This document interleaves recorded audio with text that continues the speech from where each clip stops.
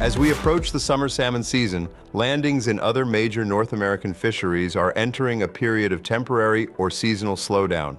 To start, Dungeness Crab fisheries in Washington, Oregon, and California, WOC, have already harvested the majority of their annual catch, with landings now expected to taper off as the season winds down. So far, approximately 41 million pounds have been landed from these states, about 65% of last year's total.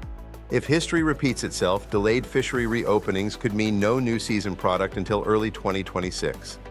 In British Columbia, Canada, the Dungeness fishery operates year-round, with peak activity typically in summer. However, following 4 years of high output, 2025 may see another year of lighter catches. Still, Canadian Dungeness remains a reliable, tariff-free option for U.S. buyers under the USMCA.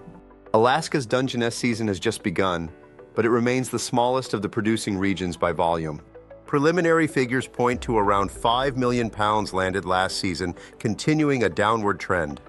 For snow crab, in Newfoundland and Labrador, about 60% of Canada's snow crab total allowable catch has been landed, leaving roughly 27,000 tons expected by the July 31st season close. This would bring Canada's 2025 total to around 90,000 tons, maintaining its position as the world's largest snow crab producer. Alaska's season has concluded with 4.7 million pounds harvested.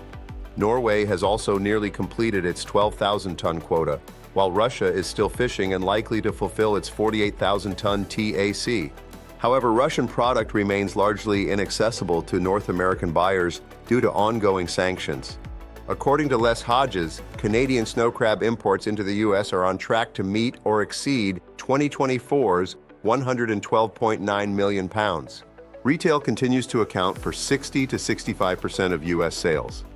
But with prices up 30 to 50% year over year, retail demand may weaken. Buyers should anticipate steady Canadian supply through summer 2025, but should also prepare for higher prices and fewer retail promotions.